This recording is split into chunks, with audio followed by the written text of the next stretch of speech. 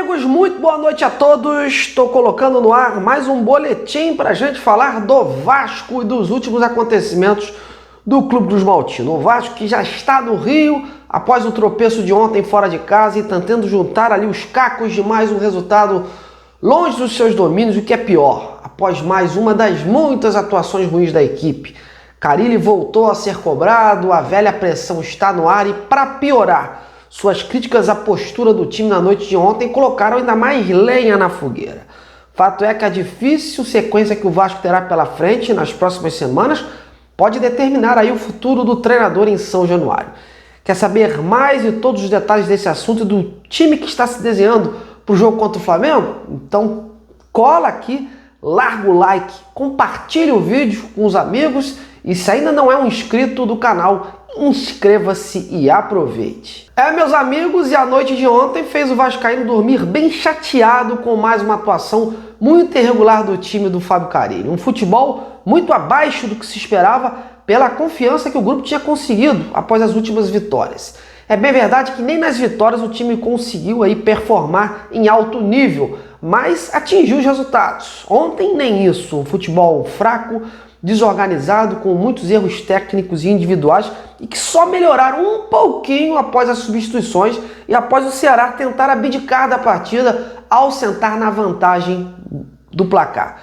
Nem isso, meus amigos, o Vasco conseguiu aproveitar. E essa postura foi alvo de críticas não só dos torcedores, mas, pasmem, pelo Fábio Carille, que ficou muito irritado e incomodado aí com a passividade do time na derrota para o Ceará. O treinador disse que o time do Vasco tem que respeitar onde está e ter uma postura diferente nas próximas partidas. Vamos então aí sintetizar as declarações do treinador. O que mais me incomodou foi a postura do nosso time, né? A gente tem que saber onde nós estamos e respeitar onde nós estamos. Uma postura muito ruim. Melhoramos um pouquinho no segundo tempo, mas o primeiro tempo principalmente. Uma postura muito ruim, um jogo lento. Não tratamos o jogo como uma decisão, como tem que ser o Campeonato Brasileiro, toda rodada tem que ser uma decisão. Perder faz parte, mas da forma que perdeu, isso me incomoda demais, né? Então, repetindo, um pouquinho que a gente melhorou, um pouquinho, não melhoramos muito também não, já fez um segundo tempo melhor, mas o primeiro tempo me incomodou demais a postura, e repetindo, o nosso respeito por essa agremiação, por essa equipe, ela tem que ser muito maior, a gente tem que fazer mais dentro de campo. E que eu costumo dizer, quando você não está bem tecnicamente no jogo, né, o adversário também não pode jogar. A gente poderia ter sido melhor nas nossas decisões, dos 2 gols tomados, e em outras. Pô, não estou bem tecnicamente hoje as coisas não estão acontecendo, isso aí tem dia que vai ser assim mesmo, mas aí eu tenho que ser ferrado sem a bola. Não dá chance, eu não vou conseguir fazer lá, também não tomo aqui. Né?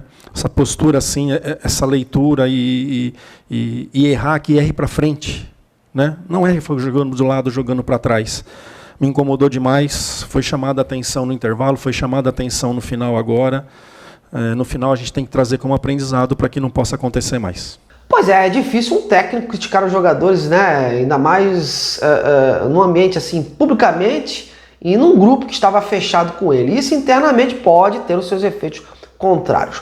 Mas, de qualquer forma, o Carille não mentiu. Realmente o Vasco não pode perder um jogo da forma que perdeu. Para perder, tem que perder atirando. E ontem nada disso aconteceu. O Carille, inclusive, na coletiva, disse que pretende se reunir com os fisiologistas e os preparadores físicos para entender um pouquinho melhor, né, o porquê desse rendimento do time, dessa postura aí ter sido tão baixa.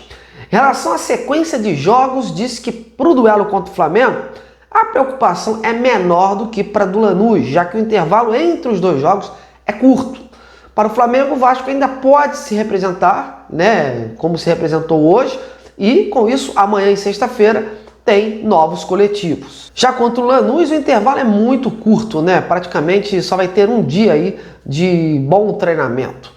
Mas antes da gente focar, né, só nesse duelo contra o Flamengo, vamos falar um pouquinho sobre a situação do Fábio Carille, né, que eu havia prometido e que vira e mexe está na berlinda do Vasco desde que chegou ao clube. Como é notório, a torcida não gostou nem um pouco da sua contratação, haja visto o seu histórico irregular nos últimos clubes e com a sequência da temporada e o Vasco não conseguindo manter um nível aceitável de desempenho, aliado aí a algumas derrotas, isso fez então que minasse ainda mais o trabalho do treinador, dando mostras suficientes de que o Carille chegou sim com prazo de validade no Vasco.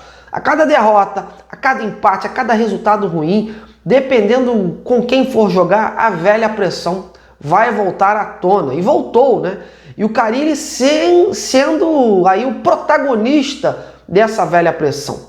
O Vasco teve 2 vitórias antes da derrota de ontem, mas não performou tão bem nelas. E para piorar, as derrotas evidenciam aí mais os problemas. O que podemos dizer é que a sequência que o Vasco vai ter pela frente pode sim ser determinante para o futuro treinador no clube e quem sabe definir aí a sua queda. O sábado, né, o Vasco pega o Flamengo, que está aí na liderança temporária aí do Campeonato Brasileiro. Em seguida, vira a chave. Vai pegar o time argentino do Lanús pela Sul-Americana e sem poder vacilar, sem poder empatar. E após isso, vai a Uberlândia enfrentar o Cruzeiro, que tenta se reerguer aí na temporada e no final de abril pega o Operário de Ponta Grossa, lá o Operário do Paraná, pela Copa do Brasil, outra virada de chave. Um jogo de mata-mata onde a sorte do Vasco é que decide em sua própria casa. Casa essa que vem fazendo a diferença, né, meus amigos, no Campeonato Brasileiro. Basta ver aí os números. Isso não quer dizer que o Carille não possa deixar o Vasco com uma derrota no próximo sábado. Dependendo de como o resultado vai acontecer, a sua vida pode ser abreviada assim em São Januário. Mas isso aí são conjunturas por conta dos efeitos aí da pressão em cima do trabalho do treinador e os resultados não estarem aparecendo. Mas o que a gente sabe é que o Carille vem sendo avaliado jogo a jogo e vai chegar uma hora que, se os resultados não acontecerem dentro de campo, a situação vai ficar insustentável. Na carreira do treinador, meus amigos, 2 coisas minam o trabalho desse profissional. A primeira, é claro, quando ele não consegue extrair mais nada dos jogadores e os resultados vão na contramão, né? Acumulando derrotas e empates. E a segunda é quando ele perde o vestiário.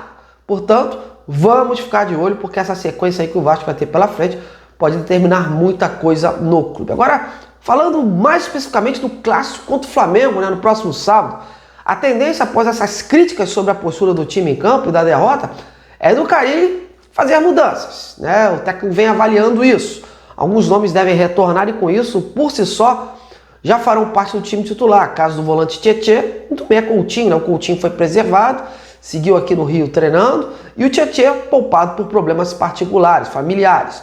E eles devem ser confirmados aí para sábado no time do Fábio Carille. Sobre o Maurício Lemos, a situação dele ainda inspira cuidado, porque foi uma fratura de costela, né? Não voltando. O Lucas Freitas, ou até mesmo o Lucas Oliveira, que também está voltando agora, estão aí no páreo. Já o Garré é um jogador que caiu muito nos últimos jogos. Ontem, inclusive, o Carille explicou as substituições do Garré e do Nuno, dizendo que eles estavam pesados, né, por conta dessa sequência, desse desgaste, né, dos jogos. Não estavam conseguindo fazer o seu melhor. Então o argentino pode ganhar novamente aí mais uma oportunidade, em que pese o Ryan estar de olho numa vaga do time. E contra o Flamengo, o Carille quer o time acelerando mais o jogo lá atrás, para que as movimentações na frente sejam melhores e os meias e os atacantes consigam receber a bola em condições mais adequadas. Esse é um dos ajustes que o Carille pretende aí focar, colocar para o grupo aí nesses próximos treinamentos, saiu de quinta-feira e o de sexta-feira. Então vamos ficar atentos. Bom, amigos, essa é a visão que eu tenho para passar para vocês sobre o Vasco. E você, acha que o Carille vai conseguir dar jeito ainda nesse time ou o tempo dele no Vasco já era mesmo? E esse clássico contra o Flamengo, será que dá para sonhar com algo mais diante de todo esse cenário? Então comente, participe e vamos interagir juntos aqui embaixo do vídeo. Amanhã eu estou de volta. Aquele abraço.